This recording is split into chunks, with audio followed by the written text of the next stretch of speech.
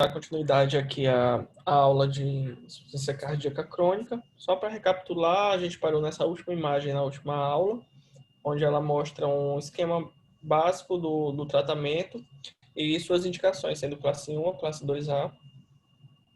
Ela é disponível na diretriz e ela vai diferenciar o paciente quanto à terapia básica, que é aquela terapia neurohormonal que vai fazer com que seja bloqueado todos os eixos neurohormonais que envolvem a insuficiência cardíaca. Aqui, né, ela ainda estava como terapia tripla, agora entrou a última medicação, que é o caso do sacubitril valsartan, que também é uma medicação que age no sistema neurohormonal, e vai avaliar de acordo com a sintomatologia e a fração de ejeção do paciente. Para mais detalhes, tem a diretriz, vamos adiante. Essa tabela eu não tinha comentado, ela também é disponível na diretriz, ela mostra as medicações a ser usada e a dose inicial de cada paciente até a dose alvo. Tem os IECAs, os BRAs, antagonista de aldosterona, beta-bloqueador, sacubitril valsartana, ivabradina e o nitrato com hidralazina. Então é importante, numa dúvida, numa consulta rápida, ela é de fácil acesso para direcionar o tratamento. Bom, a parte que faltava da aula era a indicação de terapia de ressincronização cardíaca e cardiodesfibrilador implantável. Uma das medidas terapêuticas que tem alguns efeitos sobre o sintoma e qualidade de vida do paciente é a terapia de ressincronização cardíaca. Foi feitos diversos estudos e foi comprovado que há sim a redução de admissões hospitalares nesses pacientes que são submetidos à ressincronização e também melhora a sobrevida. Só que esses estudos eles têm um perfil de paciente limitado. Aquele paciente que apresenta uma IC sintomática com terapia medicamentosa otimizada com medicações em dose alvo de maneira geral, com uma disfunção sistólica grave, fração de ejeção. Alguns estudos apontam como menor do que 30%, outros já elevam um pouco até 35%. Distúrbios de condução intraventricular com QRS alargado, maior do que 150 milissegundos, e a presença de um BRE, além de um átrio esquerdo de menor volume e um IMC menor do que 30 por metro quadrado. Esses são critérios que foram utilizados em diversos estudos. É importante individualizar em cada paciente que você pense ser um paciente candidato à ressincronização cardíaca e ver se entra nos critérios estudados anteriormente. Pela diretriz, a indicação do ressincronizador é aquele paciente com IC sintomático, com fração de ejeção menor ou igual a 35%, em ritmo sinusal, morfologia de bloqueio completo de ramo esquerdo e com duração do QRS maior ou igual a 150 milissegundos, apesar da terapêutica otimizada para reduzir morbidade e mortalidade. Essa é a única indicação 1A, e as outras indicações ela já entra como 2, ou seja, não tem um consenso eficaz, mas tem diversas indicações, vai entrar dentro da FA quando indicar ou não. E a contraindicação é aquele paciente que, apesar de uma IC sintomática, com fração de ejeção reduzida, em ritmo sinusal, com morfologia de um bloqueio não completo do ramo esquerdo e com duração menor ou igual a 160 milissegundos. Esse paciente é contraindicado. Tá. Outra terapia que é utilizada é o cardiodesfibrilador implantável. Ele uma espécie de marca-passo que é responsável para fazer com que a morte súbita seja evitável. No paciente com insuficiência cardíaca, morte súbita é responsável por cerca de 30% a 50% dos óbitos. E as medicações que já são usadas pelo paciente com insuficiência cardíaca, as neurohormonais exercem efeito significativo na redução da morte por progressão de IC. E também vai reduzir a morte súbita por arritmia ventricular. Mas alguns pacientes eles estão com maior propensão a ter uma morte súbita. É aquele paciente que já teve um quadro de morte súbita, teve uma morte súbita documentada e foi recuperada, e o paciente que apresenta uma documentação em um episódio de taquicardia ventricular sustentada, não necessariamente ligado a um Holter, mas um eletro que mostra uma TV sustentada, ou a presença de disfunção ventricular com fração de ejeção menor ou igual a 35%. Para prevenção secundária, ou seja, aquele que já teve uma morte súbita, a indicação 1A entra como CDI para sobreviventes de parada cardíaca devido à fibrilação ou também taquicardia ventricular sustentada, com estabilidade hemodinâmica grave, excluindo-se caso totalmente irreversível. Outra indicação que é 1, mas é 1B, CDI na presença de doença cardíaca estrutural e documentação de TVS espontânea estável ou instável. A contraindicação é no pacientes com expectativa de vida limitada, com comorbidades graves, pacientes com tempestade elétrica ou na espera de um transplante cardíaco iminente. Por quê?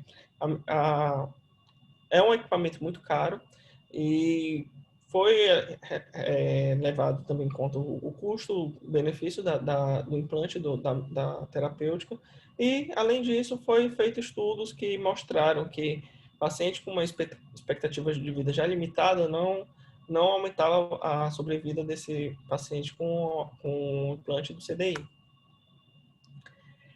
Já no implante na prevenção primária, aquele paciente que nunca teve um episódio de morte súbita, a indicação 1A, pelo estudo MADIST-2, que ele comparou amiodarona com CDI, com tratamento convencional que não utilizava o CDI.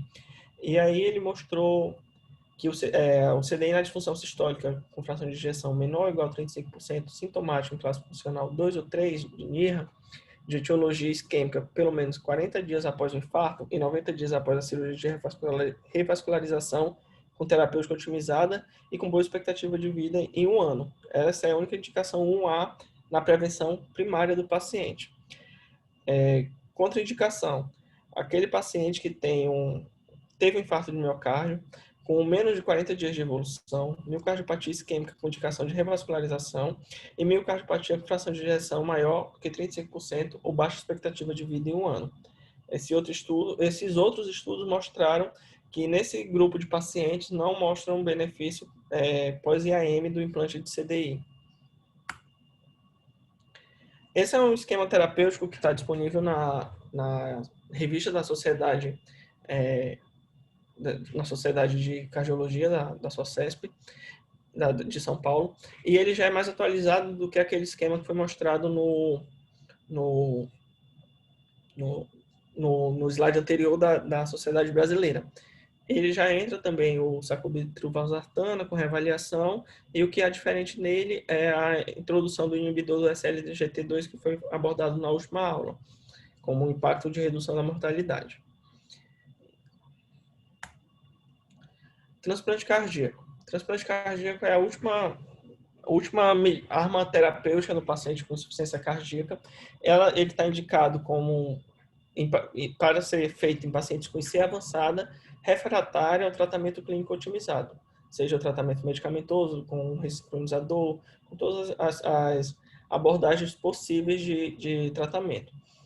É o tratamento de escolha em paciente com classe funcional 3 ou 4, refratária ao tratamento, e uma das indicações é o uso do beta-bloqueador com consumo de O2. Isso aqui é verificado na ergospirometria para ter como padrão ouro, para indicar um transplante. Pode ser predito com menos eficácia no teste ergométrico, e ele indica como um VO2 de consumo de O2 menor do que 12 ml por quilo por minuto, ou de pico menor do que 14 por quilo por minuto. Pacientes dependentes de droga vasoativa ou algum suporte circulatório mecânico, ou paciente com arritmia ventricular refratária ao tratamento farmacológico ou de dispositivos elétricos, ou ablação, ou seja, ou é um implante de CDI ou já foi submetido a uma ablação e mesmo assim continua com arritmia ventricular. Contraindicações de maneiras gerais são situações clínicas que podem limitar a sobrevida após o transplante, como por exemplo um câncer, e são consideradas potenciais contraindicações ao transplante. Incompatibilidade a BO é uma contraindicação de qualquer tipo de transplante. Presença de hipertensão pulmonar fixa, presença de resistência vascular pulmonar elevada, que não se altera mesmo após o teste de reatividade pulmonar com vasodilatadores. Essas últimas duas situações, elas fazem com que o paciente tenha um maior risco de morte após o transplante por não suportar, desde do processo cirúrgico, pós-operatório, e todo o pós que tem no transplante cardíaco, com imunossupressores, etc. E, além disso, uma idade avançada. Tem esse quadrinho aqui que ele mostra aquelas indicações e as contraindicações que são potenciais. Não tem uma contraindicação 100%. Tudo é potenciais de contraindicação que tem que ser revista na hora da indicação, para ter indicação e principalmente a contraindicação, para evitar que esse paciente entre na fila em vão e acabe tirando a chance de outro paciente com indicação de transplante. Esse quadro é adaptado de uma aula que eu vi de insuficiência cardíaca. Ele mostra uma pirâmide do tratamento da IC, onde na base tem os bloqueadores neurohormonais, beta-bloqueador, IECA, BRAL, sacubitril, valsartana, inibidor de SLGT2 e os antagonistas de receptor mineralocorticoide. Acima dele, também alterando a mortalidade, tem a terapia de ressincronizador e, por último, o transplante cardíaco. As outras medidas, CDI, digoxina, hidralazina, nitrato e vabradina, alguns têm até alguns estudos que mostram alteração de mortalidade e morbidade. São terapias de segunda linha que podem ser também utilizados na insuficiência cardíaca.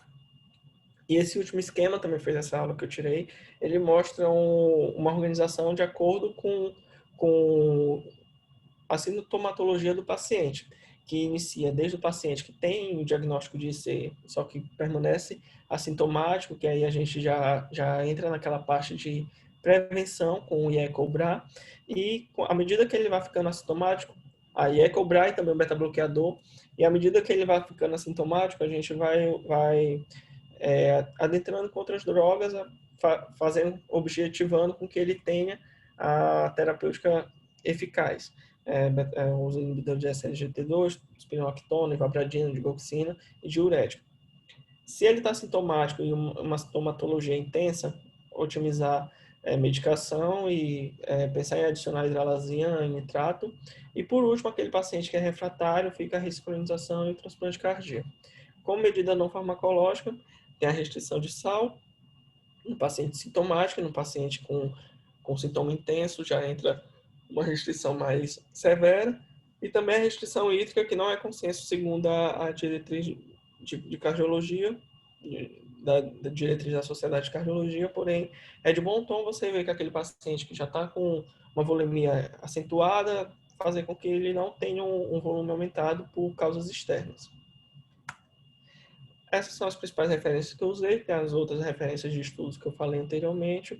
Obrigado, quem encerra minha aula. Ok, muito bom. Antônio, volta lá para o início. Bora só fazer uma breve comentário. De hoje ou de tudo?